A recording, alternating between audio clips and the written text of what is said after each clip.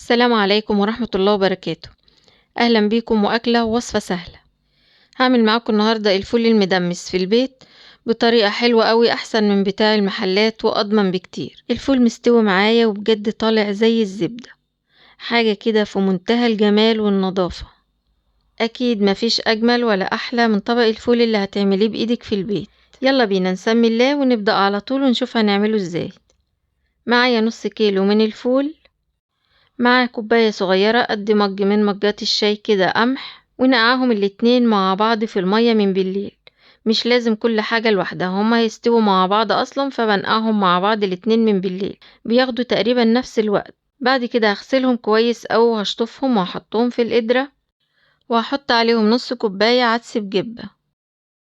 طبعا بغسله كويس وهحطه عليهم، وده مش بيحتاج ان احنا ننقعه. بعد كده هحط معلقة من البابريكا ومعلقة من الكركم، كمان هحط معلقتين من هريسة الشطة. دي هريسة شطة أنا عاملاها في البيت، لونها بيبقى تحفة وبيدي الفول بيديله لون حلو قوي مع البابريكا والكركم. هغطي بقى على الفول وهحطه على النار يغلي. أول لما يغلي هوطي عليه النار بقى زي الشمعة بالظبط.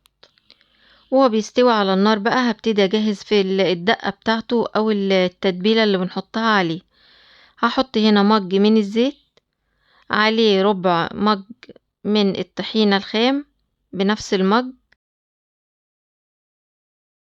وهحط معلقة من الكركم، معلقة صغيرة من البابريكا، نص معلقة من الكزبرة، ونص معلقة من الكمون، وربع معلقة من الفلفل الأسود، ومعلقة طبعا من الملح. بعد كده هحط عصير ليمونة كبيرة. لو انتي هتملحي الفول لوحده برا، خلاص ما تحطيش ملح على التتبيلة اللي انا بعملها دي، بس انا بحط عليها الملح علشان مش هحط ملح تاني على الفول. بعد كده هقلب الكلام ده كله كويس بقى مع بعض.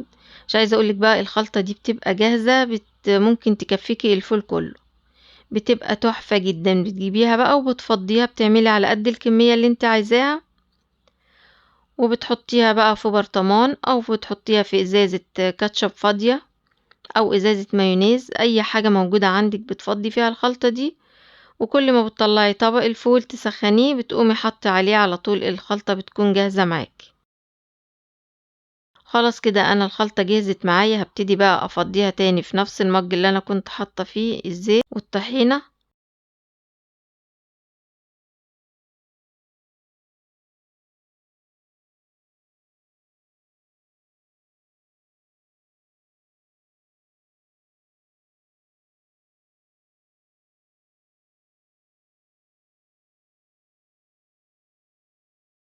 دي بتعمليها بقى بتوفر عليكي الوقت، مش كل ما هتجيبي فول تعمليه تقعدي بقى تحطي كل حاجة لوحدها تاني.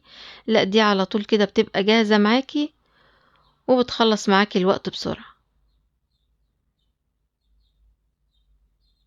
خلاص كده انا مليت الازازة دي، هيتبقى شوية بقى هسيبهم في المج علشان دولت هبقى اعمل بهم بقى اول طبق انا هعمله. وهركن بقى الازازة ديت في باب التلاجة، منين ما عاوزة هطلع واعمل منها.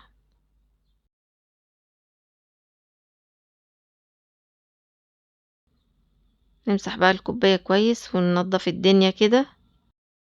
خلاص كده تتبيلة الفول جهزت، هاخدها بقى وهركنها على جنب لوحدها. بعد كده هروح اجيب بقى طبق وهحط فيه معلقتين من الصلصة.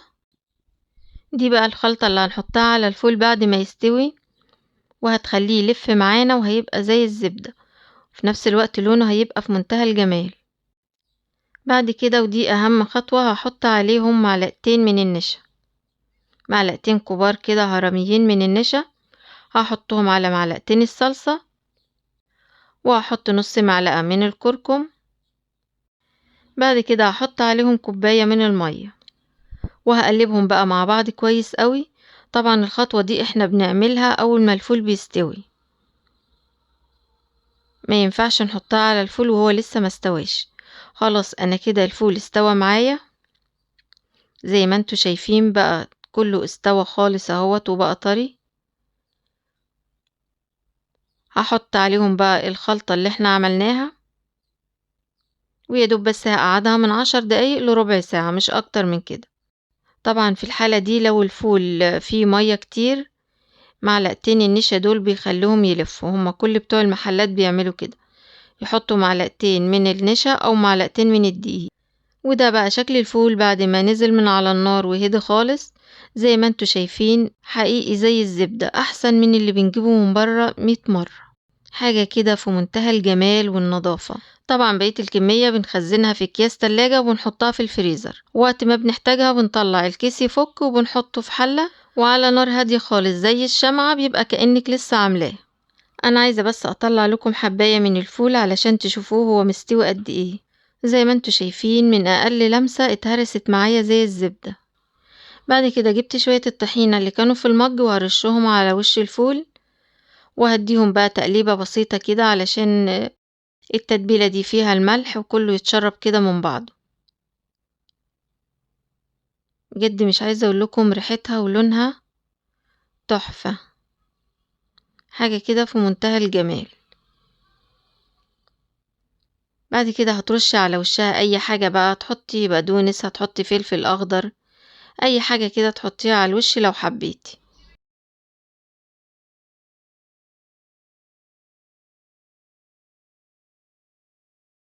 هعمل بقى كمان طبق تاني، هحط عليه بقى طحينة من اللي انا حطيتها في الازازة، طبعا الازازة دي بتسهل معانا الدنيا خالص.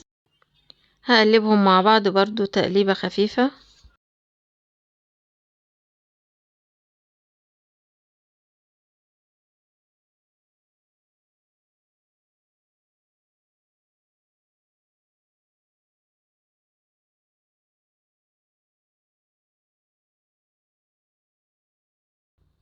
وزي ما انتوا شايفين ده الشكل النهائي بتاع طبق الفول بتاعنا.